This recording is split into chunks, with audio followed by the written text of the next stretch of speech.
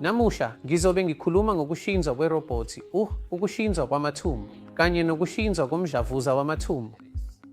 Senza lezi zinqubo kusukela kudala, okungenani iminyaka engu-25 kusukela namusha.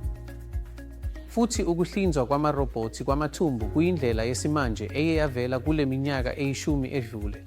Futhi sikwenza lokhu kusukela eminyakeni eyi-11 edlule. Futhi sinikeza umphumela ongcono ngokufinyelela okuncane. Lapho ngisho nathi singenza ukuhlinzwa okuyinkimbinkimbi komdlavuza, izimo ezibucayi eziyinkimbinkimbi, sisebenzisa lezi zinkundla zamarobhothi. Kukhona inkundla yamarobhothi ehlukile esiyisebenzisayo.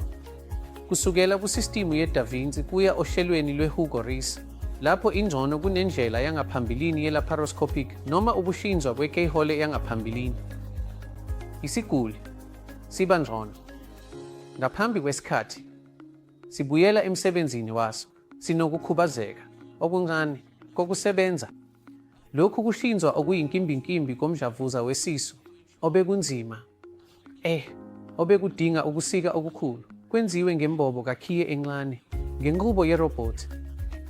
Futhi iningi lesiguli sethu esidlule ebuhlinzweni kwe-robotic gastrointestinal obuhlanganisa nokuhlinzwa komdlavuza likhuba kahle.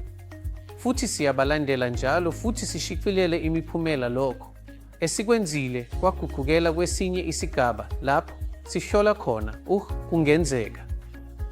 Futhi sithemba ukuthi ngo-2025 sizokwazi ukwenza ukuhlinzwa kwe-telerobotic lapho udokotela ohlinzayo onjengami ezobe ehlinza esibhedlela i-Apollo Mian futhi isiguli sizobe sisendaweni ehlukile e-India, mhlawumbe endaweni lapho singathola khona uchwepheshe abaningi endaweni yabo encane, amasu wesimanje futhi uthole umphumela best.